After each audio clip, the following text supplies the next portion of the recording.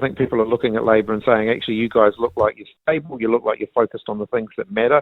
So I think they're seeing us looking disciplined, united, focused. And I think that the public mood is reflecting that. It's an amazing experience in our senior lineup, and I want to make sure that we're taking that back into government, because if we want to do things differently, if we want to, pick up on the areas where we didn't succeed last time and make sure we do a better job of them next time, drawing on that experience will make a huge difference. Winston Peters and David Seymour absolutely revere Donald Trump and want to be just like him.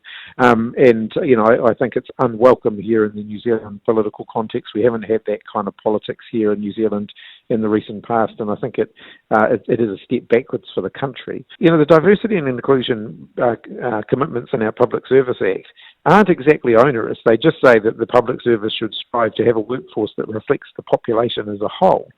So it's saying, if women make up half of the population, there's no good reason why women shouldn't occupy half of the leadership roles in the public service. I don't really see what's radical about that. We shouldn't be discriminating against half of the population, which unfortunately we still do.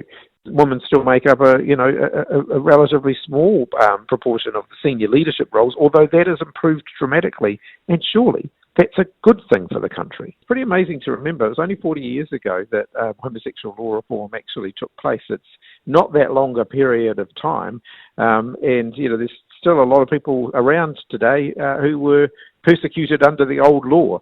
And so, I think it's a milestone well worth celebrating. The latest data suggesting that the Māori economy is now worth $126 billion to our country's wider general economy.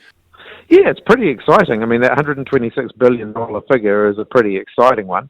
It shows how much the Māori economy is growing. It actually does show the value of treaty settlements too. It shows that iwi have done some really positive, powerful, exciting things with their treaty settlements, growing jobs and growing the local economies for the benefit not just of Māori but for all New Zealanders. That's really exciting.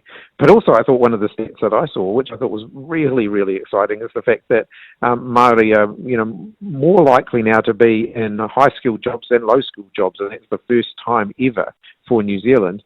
And man, that's an exciting piece of news, because it shows that Māori investment and Māori backing themselves is working. The reality is the treaty is our founding document. It's the cornerstone of our constitution as a country. And not only do I have no problem with it being included in various bits of law, but in fact I think that's a positive thing for the country as a whole.